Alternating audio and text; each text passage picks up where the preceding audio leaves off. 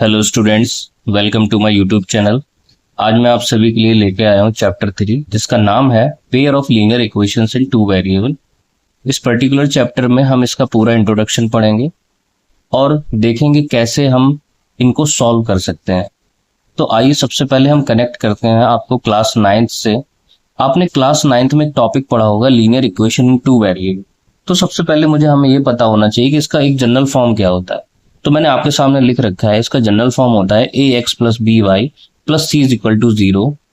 और आपने देखा है कि यहाँ पे दो वेरिएबल्स हैं एक्स और वाई, और दोनों के ही कॉफिशिएंट भी दे रखे हैं। ए आपका कॉफिशिएंट है एक्स का, बी आपका कॉफिशिएंट है वाई का, और सी आपका कांस्टेंट है। और साथ में मैंने ये भी लिख रखा है कि ए और बी आपके 0 नहीं होने चाहिए। अगर ये 0 हो जाएंगे तो फिर ये दो वेरिएबल में इक्वेशन बनेगी नहीं, इसलिए मैंने इनको इस तरीके से कंडीशंस के साथ रखा हुआ है। अब आप सभी को ये बात पता है कि जब linear equation in two variable में इसका ग्राफिकल रिप्रेजेंटेशन करते हैं तो हमेशा हमें क्या मिलता है, हमें एक स्ट्रेट लाइन मिलती है। कि अभी आप सिर्फ एक इक्वेशन पढ़ते थे, अगर मैं उसी एक इक्वेशन के साथ एक इक्वेशन को और लिख दूं तब आप इसको कैसे सॉल्व करेंगे, कैसे उसका सॉल्यूशन फाइंड आउट करेंगे, सारी कंडीशंस को हमें इस पर्टिकुलर चैप्टर में पढ़ना है। तो अगर मुझे दो linear equation in two variables लेना होगा तो सबसे पहले मैं उन्हें उनके जनरल फॉर्म में लिखूंगा। जैसे मैंने आपके सामने लिख रखा है, ये पहली जनरल फॉर्म लिख रखी है मैंने पहली linear equation in two variables की, और ये मैंने दूसरी जनरल फॉर्म लिख रखी है linear equation in two variables की। आइए सबसे पहले हम एग्जांपल्स लेते हैं इनके। जैसे गैस करिए, मैंने एक लीनियर इक्वेशन लिखी है 2x plus 7y minus 9 is equal to 0, and मैंने सेकेंड इक्वेशन लिखी है 7x plus 2y minus 18 is equal to 0। अब अगर मुझे ये दोनों ही इक्वेशन इन अपने ही दोनों जनरल फॉर्म से कंपेयर करनी होंगी तो आइए देखते हैं कि कॉफिशिएंट क्या क्या निकल के आते हैं। अगर मैं पहली इक्वेशन को पहले जनरल फॉर्म से कंपेयर करता हूं तो हमारा a1 निकल के आएगा 2, b1 निकल के आएगा हमारा 7, एंड c1 निकल के आएगा -9। अगर मैं सेकेंड जनरल फॉर्म को सेकेंड इक्वेशन से कंपेयर करता हूं तो हमारा a2 निकल के आएगा 7, b2 निकल के आएगा 2, एंड c2 निकल के आएगा -18। तो इस तरीके से हमें कंपेयर करके उनके कॉफिशिएंट्स भी निकालने आने चाहिए। साथ ही अब अगर हमें दो इक्वेशंस दी गई हैं तो जाहिर सी बात है हमें दो स्ट्रेट लाइंस भी दी जाएंगी, क्योंकि ये इनका ग्राफिकल रिप्रेजेंटेशन होता है।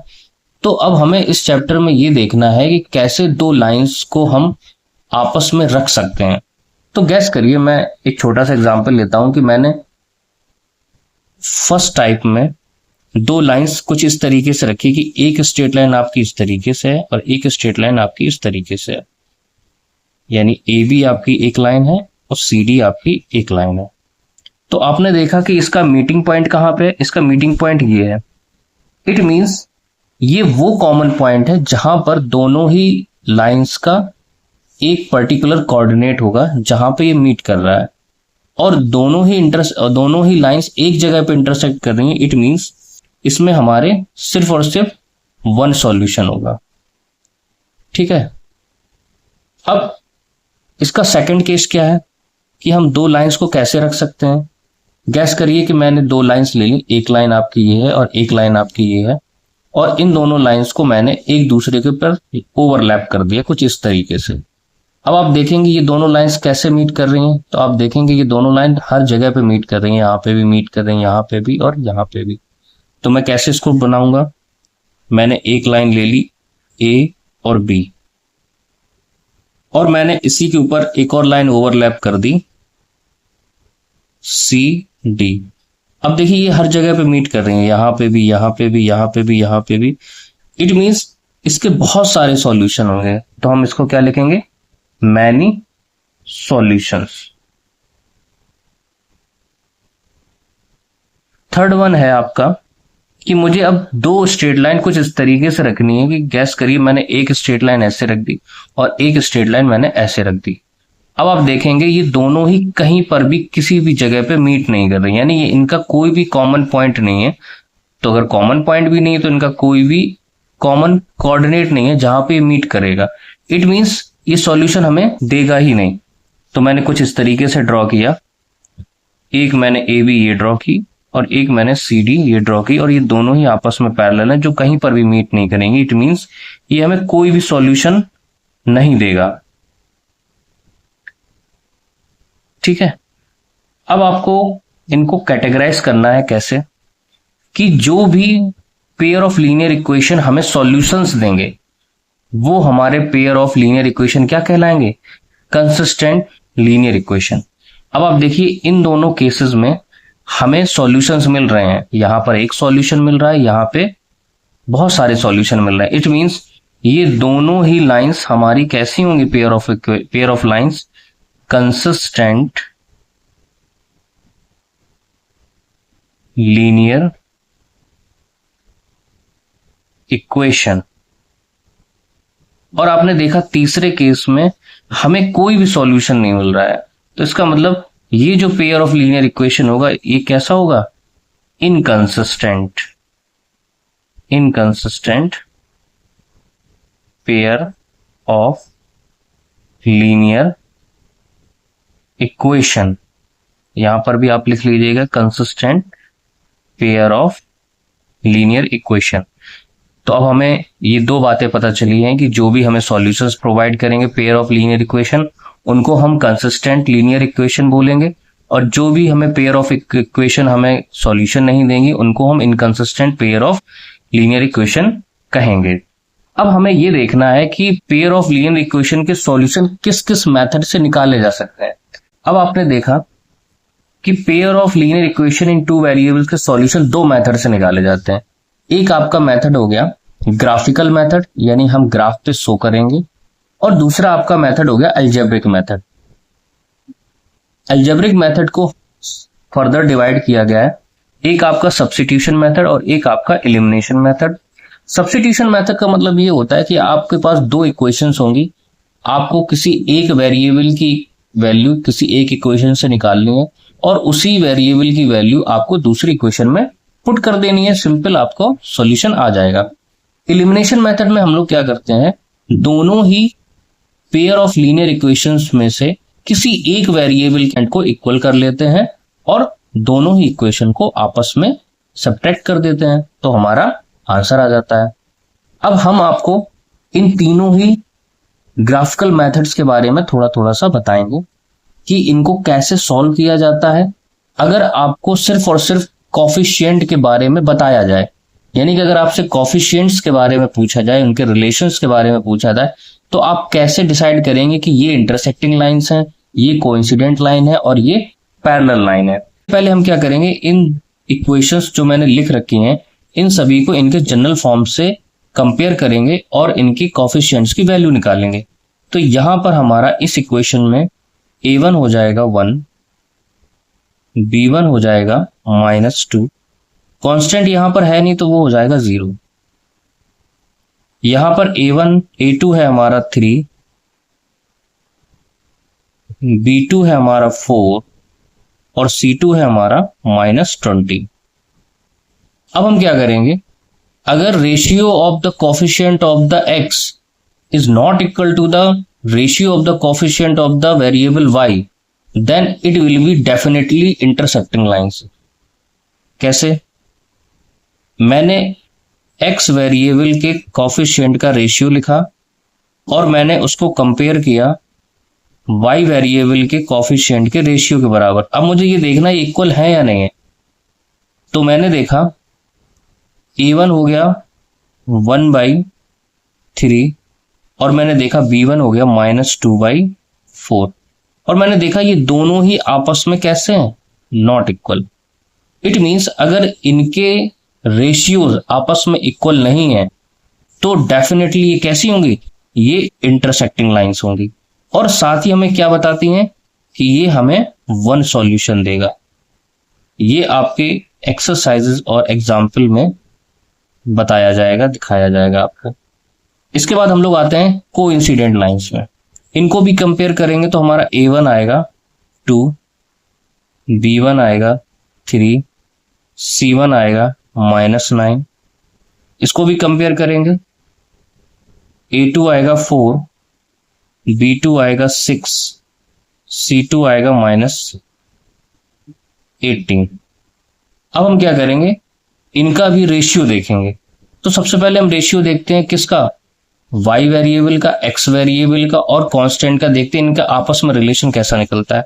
मैंने रिलेशन देखा A1/A2 किसके बराबर है, 2/4 यानी कि 1/2। फिर मैंने देखा B1/B2 तो वो है 3/6 यानी ये भी हो गया 1/2। फिर मैंने कॉफिशिएंट का देखा कांस्टेंट का देखा C1/C2 यानी -9/-18 यानी ये भी हो गया 1/2। तो मैंने क्या देखा कि इनका जो रिलेशन है, इनके रेशियोज आपस में इक्वल है। अगर ऐसे पेयर मिलते हैं आपको जिनके रेशियो बराबर हो तो उनको हम क्या बोलेंगे, कोइंसिडेंट लाइंस। और इससे हमें यह भी पता चलता है कि इसमें मैनी सॉल्यूशंस होंगे।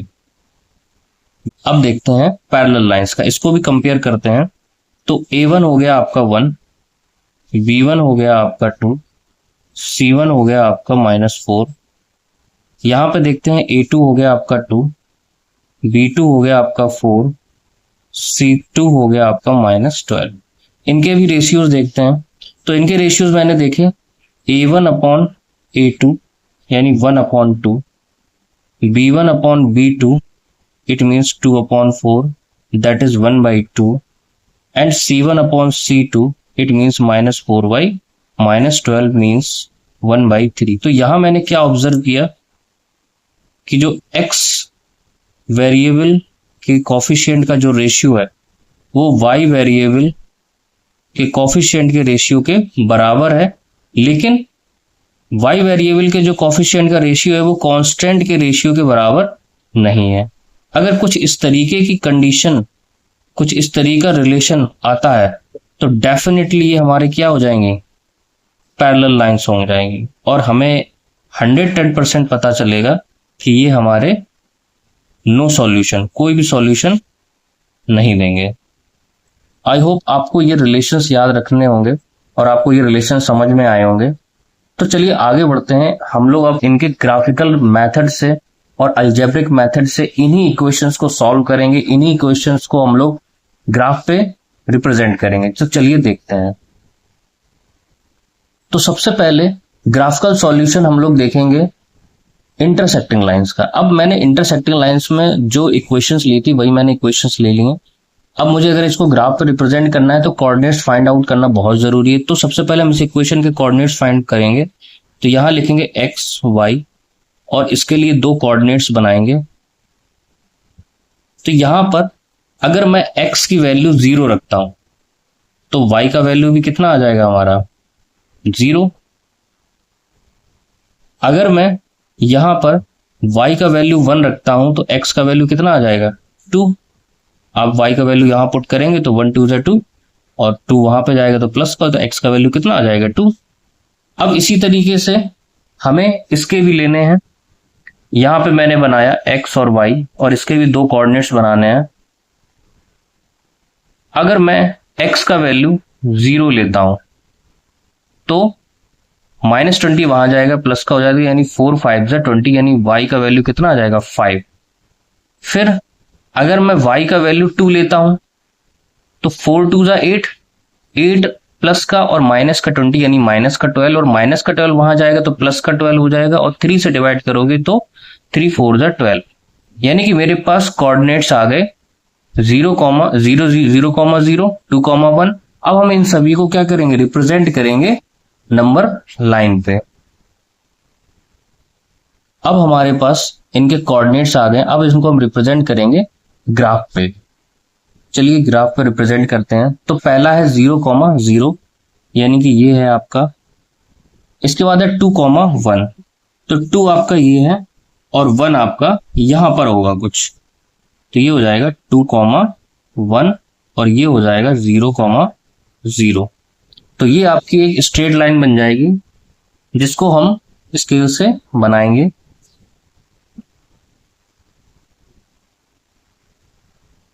इस तरीके से।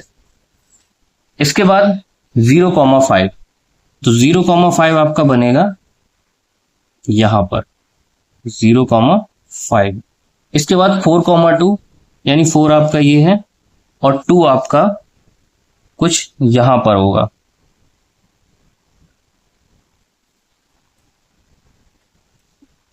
यानी ये हो गया आपका 4,2। अब इनको हम ज्वाइन करेंगे आपस में। तो देखिए आपकी दो स्ट्रेट लाइन बन गई, एक स्ट्रेट लाइन ये है, एक स्ट्रेट लाइन ये है, और ये दोनों देखिए कहां पे बाइसेक्ट कर रही हैं 4,2 पे। यानी कि ये वो कोऑर्डिनेट है जो इसका सॉल्यूशन है, यानी ग्राफिकल मेथड से इसका सॉल्यूशन क्या निकला 4,2। अब देखिए क्या यही सॉल्यूशन हमारे बाकी के दो मेथड से निकलता है या नहीं निकलता है, आइए देखते हैं। तो सबसे पहले हम इसी इन इक्वेशन को सब्स्टिट्यूशन मेथड से सॉल्व करेंगे। तो x को हम पहली इक्वेशन को क्या लिखेंगे, मैंने x का वैल्यू निकाला तो x is equal to 2y, और इसको मैं पुट करूंगा इस इक्वेशन में, तो ये हो जाएगा 3 into 2y plus 4y is equal to 20। 3 2 जा 6 और 6 और 4 10y इज इक्वल टू 20, यानी y इज इक्वल टू 2, यानी y का वैल्यू कितना आया 2। अब यही y का वैल्यू हम इसमें पुट करेंगे तो x का वैल्यू आ जाएगा 4। तो देखिए यहां पे सॉल्यूशन क्या निकल के आया 4,2। एलिमिनेशन मेथड से भी इसको सॉल्व करते हैं। हम किसी एक वेरिएबल को इक्वल कर लेंगे, जैसे यहाँ पे 3x है तो इसको भी हम 3x बनाएंगे, तो पूरी इक्वेशन में 3 से मल्टीपल करेंगे। तो यहां पर हम x के कोफिशिएंट को इक्वल करेंगे तो 3 से मल्टीपल करेंगे इस पूरी इक्वेशन में, तो 3 से करेंगे तो 3x माइनस 3 2 जा 6, तो ये हो जाएगा 6y इज इक्वल टू 0। इसको हम लोग एज इट इज पुट कर देंगे तो 3x और 3x कट जाएगा और ये हो जाएगा माइनस 10y, और ये हो जाएगा माइनस का 20। तो y is equal to minus 20 upon minus 10, it means y is equal to 2। और y का वैल्यू हम पुट करेंगे किसी भी इक्वेशन, जैसे गैस करिए मैंने इसमें पुट किया y का वैल्यू, तो जब मैंने y का वैल्यू पुट किया तो x का वैल्यू कितना आया 2 2 जा 4 यानी कि 4। अब आप देखिए यहां भी सॉल्यूशन आया 4,2, यहां भी सॉल्यूशन आया 4,2, और ग्राफिकल मेथड से भी सॉल्यूशन आया 4,2। तो आपने देखा कि मैंने कैसे एक ही पेयर ऑफ इक्वेशन को ग्राफिकल मेथड से भी बताया और सॉल्यूशन उसका आया, और कैसे मैंने उसको सब्स्टिट्यूशन मेथड से सॉल्व किया उसका भी सॉल्यूशन आया, कैसे मैंने एलिमिनेशन मेथड से भी उसी को सॉल्व किया और उसका भी सॉल्यूशन आया, और हमेशा सॉल्यूशन सेम आएंगे। तो ये था आपका इंटरसेक्टिंग लाइंस का रिप्रेजेंटेशन। अब हम लोग आपको दिखाते हैं कोइंसिडेंट लाइन का रिप्रेजेंटेशन। तो देखिए अब देखते हैं कोइंसिडेंट लाइंस का रिप्रेजेंटेशन। तो यहां पे भी हमें एक कोऑर्डिनेट्स चाहिए होंगे, तो x, y ये हम लोग बनाते हैं एक टेबल। अब देखते हैं हम लोग इसमें वैल्यू क्या क्या पुट करते हैं। अगर हम x का वैल्यू यहाँ पे 0 पुट करते हैं तो -9 वहां जाएगा तो प्लस का हो जाएगा, तो 3 3 जा 9 यानी y का वैल्यू 3 आया। अब अगर मैं y का वैल्यू यहां पर 0 पुट करता हूं तो हमारा x का वैल्यू फ्रैक्शन में आएगा तो पुट नहीं करेंगे। अगर मैं 2 पुट करता हूं 1 पुट करता हूं तो आपका ये 3 हो जाएगा, और 3 में से -9 जाएगा तो -6 बचेगा, तो वो हमारा इजीली कट सकता है। यानी y का वैल्यू अगर मैंने 1 पुट किया तो 3 1 जा 3, और ये प्लस का 3 और माइनस का 9 माइनस का 6 आएगा, माइनस का 6 वहां जाएगा तो प्लस का 6, एंड 2 3 जा 6 यानी ये तो आपका 3 आ जाएगा। अब हमें इसके भी वैल्यू चाहिए होगी, यहाँ पे भी हम बनाएंगे एक टेबल छोटी सी x और y, हम लोग वैल्यू पुट करेंगे।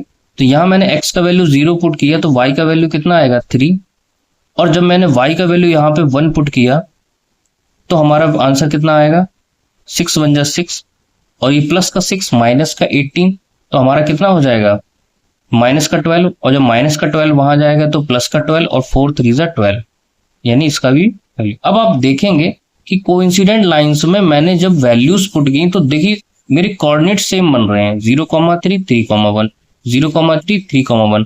आइए इनको हम लोग रिप्रेजेंट करते हैं। तो जब हम रिप्रेजेंट करेंगे तो ये हो गया आपका 0,3, एंड 3,1 आपका हो गया दिस वन 3,1। तो ये तो था आपका पहली लाइन का कोऑर्डिनेट। तो जब हम इसको ड्रॉ करेंगे तो ये कुछ इस तरीके से ड्रॉ करते हैं। और जब हम दूसरी इक्वेशन के भी कोऑर्डिनेट्स देखते हैं तो वो भी सेम है।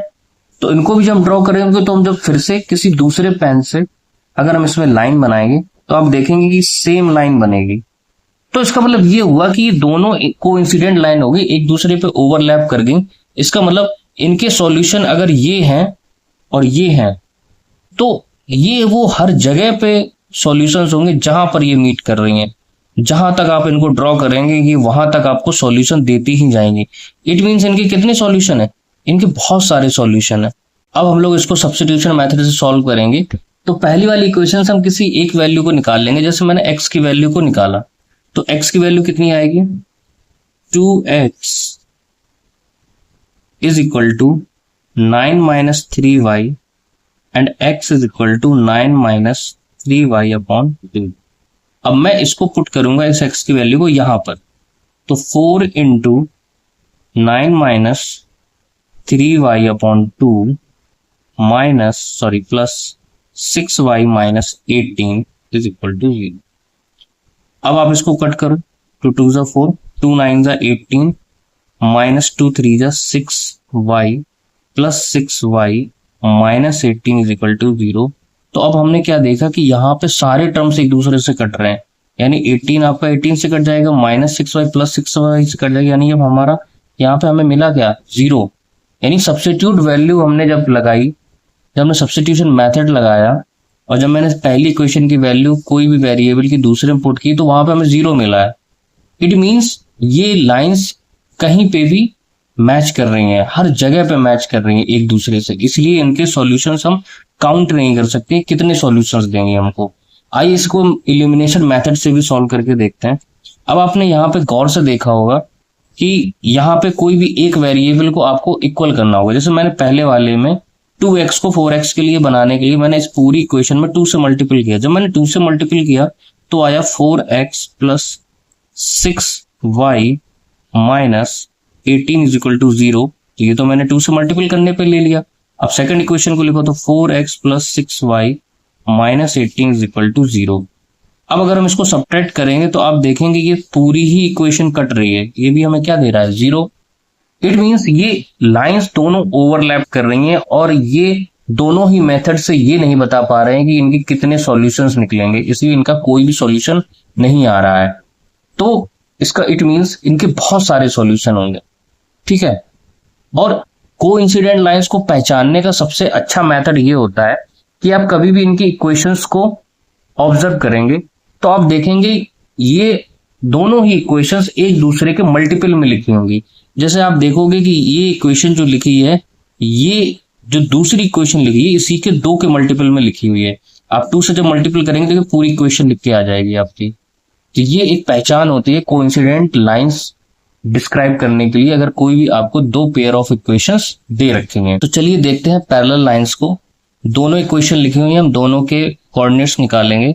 ये हो गया x और y, छोटी सी टेबल बनाएंगे। x का वैल्यू अगर मैं यहाँ पे 0 पुट करता हूं तो y का वैल्यू हमारा 2 आएगा। इसके बाद अगर मैं y का वैल्यू 0 पुट करता हूं तो x का वैल्यू 4 आएगा। ठीक इसी तरीके से मैं यहाँ पे भी देखता हूं, x और y को पुट करके अगर मैं x का वैल्यू 0 पुट करता हूं तो y का वैल्यू हमारा कितना आ जाएगा, 4 3 12 यानी 3।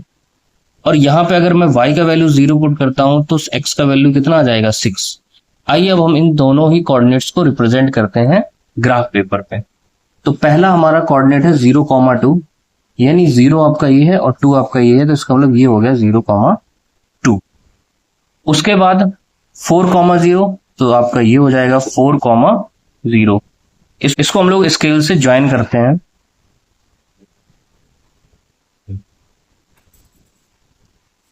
इसके बाद सेकंड ड्रॉ करते हैं हम लोग 0,3, 0,3 ये हो गई आपकी 0,3। इसके बाद सेकंड आपका ड्रॉ करते हैं 6,0, 6,0 यानी ये आपका हो गया 6,0। अब हम क्या करेंगे, इसको भी ड्रॉ करेंगे। तो देखिए कुछ इस तरीके से ड्रॉ होगी। अब आप गौर से देखेंगे कि ये दोनों ही लाइंस आपको कैसे दिख रही हैं, पैरेलल से एक दूसरे से। आप इसको कितना भी आगे बढ़ाएंगे ना, ये कहीं पे भी मीट नहीं करेगी। इसका मतलब क्या हुआ, इसके कोई भी सॉल्यूशन नहीं निकलेंगे, नो सॉल्यूशन। जब ये कहीं पे मीट नहीं कर रहा है तो इसमें कहीं पे भी सॉल्यूशन नहीं आएंगे। आइए इसी तरीके से हम लोग इसको सॉल्व करते हैं सब्स्टिट्यूशन मेथड और एलिमिनेशन मेथड से। अब सब्स्टिट्यूशन मेथड में हम x का वैल्यू फाइंड आउट कर लेंगे। तो x का वैल्यू हो जाएगा हमारा 4 माइनस 2y। अब ये हम वैल्यू इसमें पुट करेंगे। तो 2 into 4 minus 2y plus 4y minus 12 is equal to 0। ये हो जाएगा आपका 8 minus 4y plus 4y minus 12 is equal to 0। अब आप देखेंगे कि यहां पे हमारा जो वेरिएबल था y वो ही कैंसिल आउट हो रहा है, सिर्फ बच क्या रहा है -4, that is not equal to 0। ठीक है, अब हम इसको एलिमिनेशन मेथड से भी सॉल्व करेंगे। तो हम x के टर्म को इक्वल कर लेंगे। तो यहां पे हम 2 से मल्टीपल करेंगे तो हो जाएगा 2x plus 4y minus 8 is equal to 0। और यहां पे लिखेंगे 2x plus 4y minus 12 is equal to 0। Subtract करेंगे तो माइनस माइनस प्लस। तो देखिए ये दोनों ही वेरिएबल कट हो रहे हैं और यहां पे हमें क्या मिल रहा है +4, that is not equal to 0। अब आप देखिए कि यहाँ पे कोई भी जो वेरिएबल है सॉल्व करने पे दोनों ही मेथड से मिल ही नहीं रहा है, वो कैंसिल आउट हो रहा है। तो इट मींस कि इसके कोई भी सॉल्यूशन नहीं निकलेंगे। और आपने जो अभी कोइंसिडेंट लाइन देखी था, आपने वहां पे भी देखा था कि वहां पे भी वेरिएबल्स आपके कट आउट हो रहे थे, लेकिन उनके साथ में उनके कांस्टेंट टर्म भी कट हो रहे थे। यानी कि वहां पे हमें सीधा सीधा 0 मिल रहा था। ठीक है, और वो 0 उन्हीं की इक्वेशंस के बराबर भी था। इट मींस हम वहां पे पता नहीं कर सकते थे कि यहाँ कितने सॉल्यूशन होंगे, वहां इनफाइनाइट नंबर ऑफ सॉल्यूशन होंगे। और इनको पहचानने का दूसरा तरीका भी हम आपको बताते हैं। आप दोनों ही इक्वेशंस को देखिएगा। अगर मैं दोनों ही इक्वेशंस को देखूं तो ये लिखा हुआ है x plus 2y is equal to 4 और ये आपका लिखा है 2x plus 4y is equal to 12। अगर मैं इसमें से कॉमन ले लूं 2 तो क्या हो जाएगा, x plus 2y is equal to 12, that is x plus 2y is equal to 6। अब आप गौर से देखिए ये दोनों ही फाइनल इक्वेशन थी। दोनों में पैटर्न क्या है हमारा, x और y हमारे सेम होंगे, बस कांस्टेंट टर्म डिफरेंट होंगे। तो ये पहचानने का तरीका होता है पैरेलल लाइंस को।